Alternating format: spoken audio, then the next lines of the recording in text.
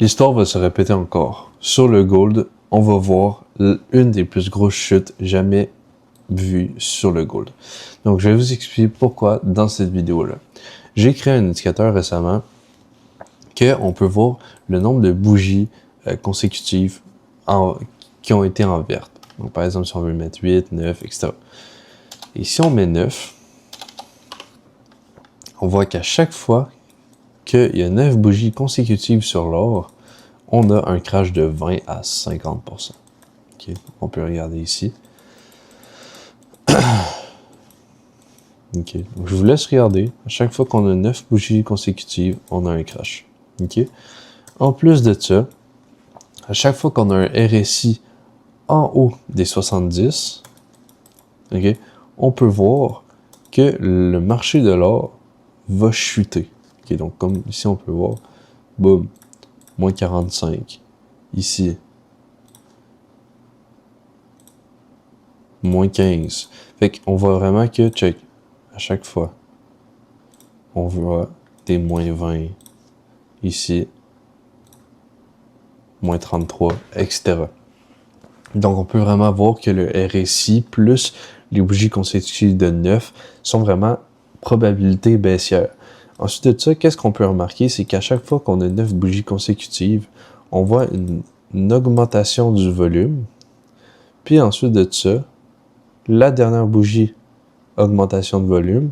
Puis ensuite, on a des grosses chutes. C'est exactement ce qui se passe sur l'or. Donc, on a des fake bonnes nouvelles comme quoi Jérôme Powell va baisser les taux d'intérêt, etc. Puis tout va bien aller, etc. Non, mec, c'est pas comme ça que ça va se passer sur l'or. Moi, je te le dis. Là, on a vu justement une augmentation des volumes. Ensuite, avec une grosse mèche. Puis là, la semaine vient d'ouvrir. Puis on voit déjà une semaine qui ouvre en rouge. Bon, tantôt, on était beaucoup plus en rouge. Mais là, moi, j'ai parié à la baisse sur l'or. Donc, je suis peut-être un fou pour certains.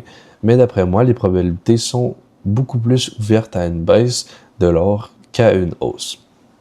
Selon moi, le marché ne change pas. Il fait vraiment juste... c'est un marché qui est cyclique. Okay? Donc, on va avoir souvent les mêmes choses qui vont se répéter. C'est juste que les gens vont pas le remarquer. Donc là, on a un RSI qui bat presque des records à 86. Puis on a un RSI à 92 en monthly.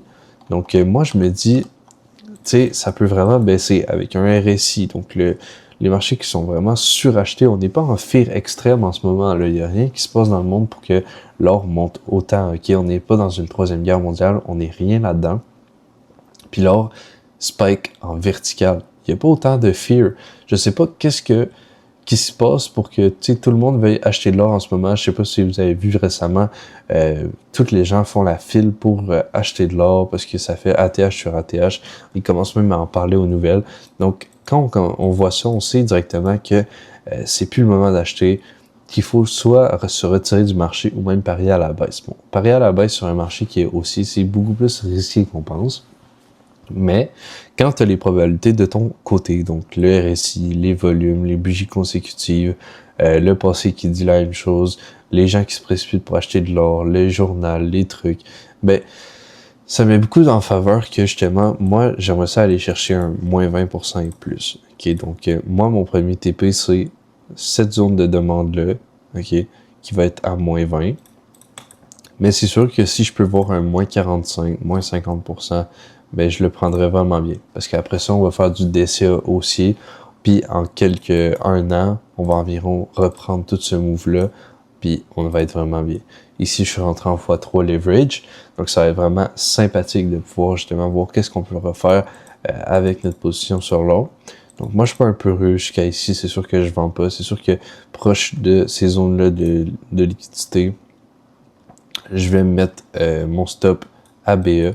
Okay, donc, c'est normal que si ça refait ça après, ça rattrape ce move-là, mais ça veut dire qu'on va pas descendre aussi bas, parce que si on regarde les dernières fois que ça baisse, ben ça revient pas ici, là, ça fait juste dégringoler à la baisse.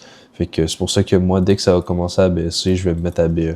Comme ça, on va sécuriser qu'on perd pas d'argent. Puis ça va être vraiment le bon move à faire. Puis regarde, si on regarde à chaque fois qu'on a une baisse, on monte pas, on refait pas le move, là. Ok, fait qu'on peut même regarder quand ça baisse avec le RSI, là.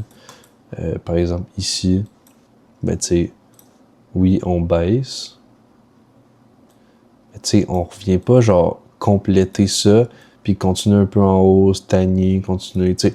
Fait que genre à partir d'ici, là, tu closes, excuse-moi, tu sais, je vais faire ça plus clean, mais tu sais, à partir d'ici, tu closes ta position, là. C'est con de garder une position qui va être haussière en espérant que ça redescende ton point d'entrée, là.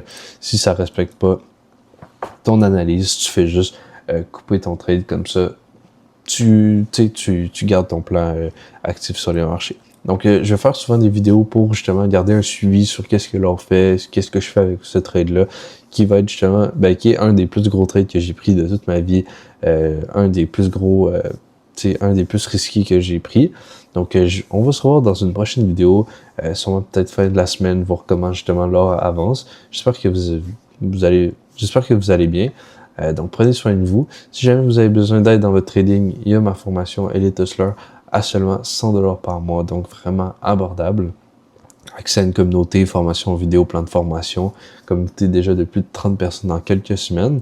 Si vous êtes intéressé, n'hésitez pas à m'envoyer un petit message sur Instagram ou un commentaire. On se revoit dans une prochaine vidéo. Ciao!